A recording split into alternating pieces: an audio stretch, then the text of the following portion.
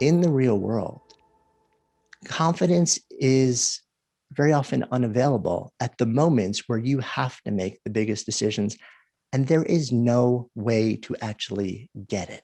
What we started thinking about here is the fact that it's not about confidence in real life, nor do you want it to be about confidence. It's about the opportunity to be changed by a moment or an experience. Because the truth is, in the real world, the only way to be 100% confident about anything is if you've already done it or if someone else has already done it.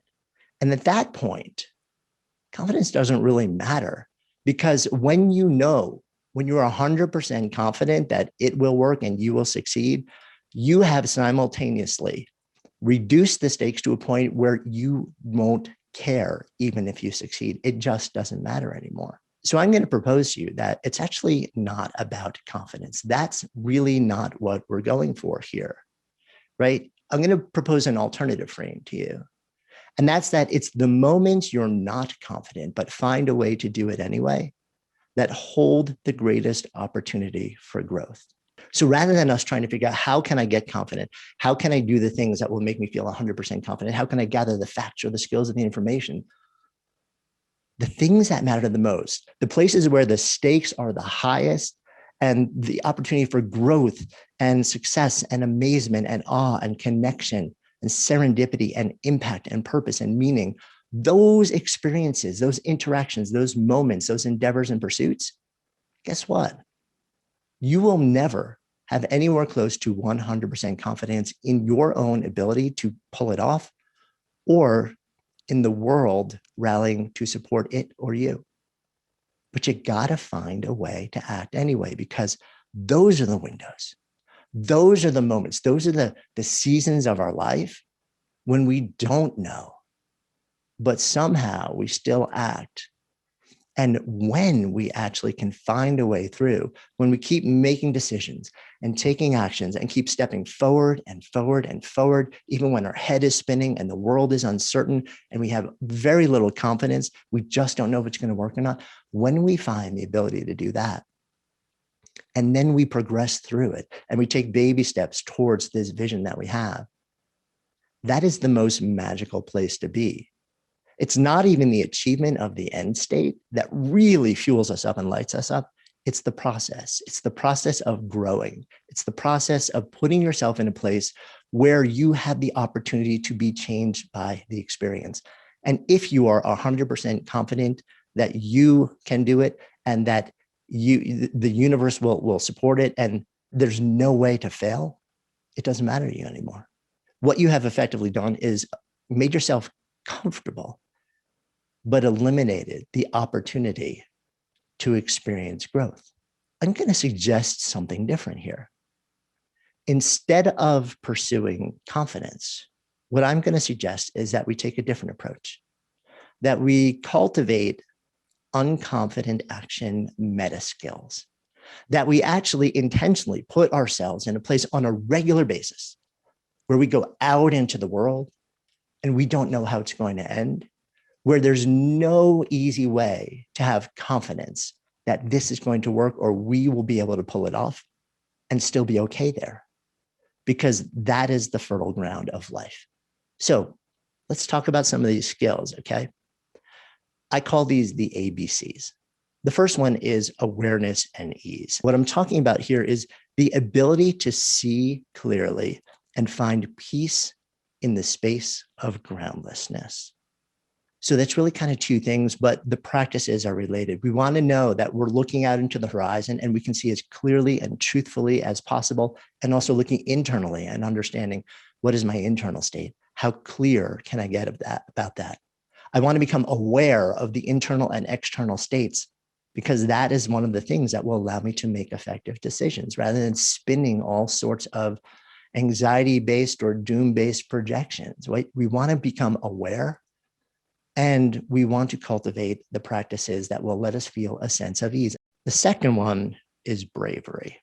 And what I'm talking about when I talk about bravery is a willingness to act even when you don't know if it will work.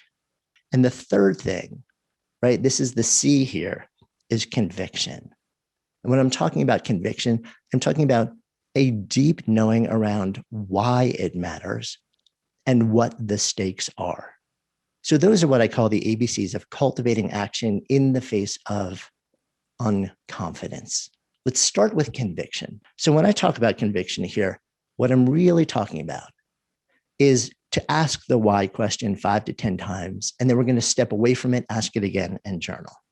Now, why is this so important in the context of us doing things, knowing that no matter how much we try, there is no one moment where if the stakes are high and we haven't already done it before, that we will ever be 100% confident. So it can be these tiny little moments, or it could be launching something huge into the world or starting a new career. When we do that, we're taking a risk and we're going to stumble along the way. And the bigger it is, the more complex it is, the longer the time frame, the more likely it is that we are going to keep meeting barrier after barrier after barrier. When that happens, one of the things that allows us to continue to take steps and make decisions is understanding why we said yes to it in the first place. But very often, when we ask ourselves, well, why does this matter to me? We come up with a superficial answer at first. And then if we keep drilling down though, but why does that answer matter to me? And then why does that answer matter to me? And then why does that answer matter to me? So if I'm going to move from one place to an entirely different state or country, I could say, well, I'm moving from New York to Colorado, for example. And I would say, well, there's a lot of risk involved in that. I'm not confident in myself that I'll be able to handle the move and work effectively and be okay. And I don't, but I still have to take some action. And I would say to myself, well, why would it matter to me to be there? Well, because, I love the outdoors and, there's snowboarding nearby and, okay. But why does that matter to me? Well, because there's something about the outdoors. And when I'm snowboarding on a mountain that changes the way that I feel. Okay. And why does that matter to me? Well, because as you get deeper into life, very often, you become more attuned to the passage of time. And I am attuned to that. And I want to know that in whatever time I have on this planet, I'm doing things that allow me to feel connected and alive. And then you keep going like that 2 more times until you get to a place where you get the most authentic answer. And here's what you do then. Instead of writing it down saying, I'm done, you walk away, because the real juice happens after you do that. Because you take a pause, but your brain does not. Your subconscious brain keeps running the script, running the question over and over and over. You don't even realize it.